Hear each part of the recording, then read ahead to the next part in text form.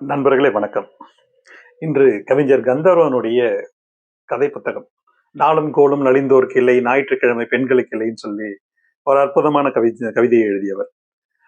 ஒரு ரொட்டீன், ஒரு வேலைக்கு செல்லக்கூடிய ஒரு பெண்ணுடைய ரொட்டீன். காலையில எழுந்துக்கிறார்.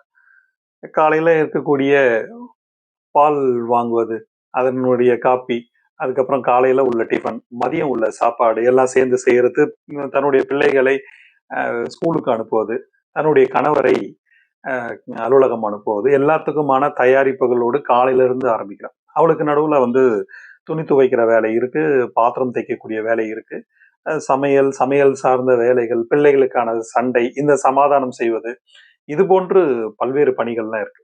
இதுக்கு எல்லாத்தையும் முடிச்சுட்டு கணவர் பஸ் ஸ்டாண்ட்ல இறக்கி விடுறாரு. அங்க இருந்து ஒரு பேருந்துல அலுவலகம் போறான்.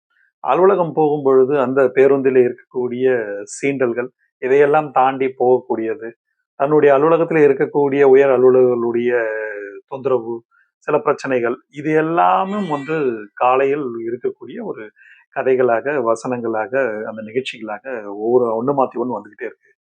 இவ்வளவு வேலைகள் ஒரு பெண்ணுக்கு இருக்கா என்று பார்க்கக்கூடிய அளவுல இருக்கும். காலையில போயிட்டு அடிச்சு புடிச்சிட்டு போயிட்டு, காலையில அட்டண்டன்ஸ்ல போய் கையெழுத்து போடும் பொழுது, இந்த எவ்வளவு வேகமாக இந்த கடிகாரம் போடுதுன்றது சொல்லுவாங்க. இந்த கடிகாரம் என்பது எந்திரம் அல்ல. அது ஒரு மிருகம் கூட இல்ல. ஒரு கொடூர விலங்கு அது. இது காலையில கண்ணு மண்ணு தெரியாம ஓடிக்கிட்டு இருக்கு என்று ரொம்ப அற்புதமான ஒரு ஸ்டான்ஸாவோட உள்ளலாம் வந்துகிட்டு இருக்கும். எல்லாத்தையும் முடிச்சு போய் காலையில அடிச்சு புடிச்சு 9:45க்கு போய் கையெழுத்து போடும் பொழுது அவருடைய செகண்ட் ஷிஃப்ட் ஆரம்பம் என்று சொல்வார்கள். ஒரு வேலைக்கு செல்லக்கூடிய பெண்ணின் துயரத்தை மிக அற்புதமாக வடிக்கப்பட்ட கதை. எல்லோரும் படிக்க வேண்டிய ஒரு கதை. கந்தரனுடைய இந்த கதைகள் மட்டுமல்ல, எல்லா கதைகளுமே ரொம்ப சுவாரஸ்யம் மிகுந்தவை.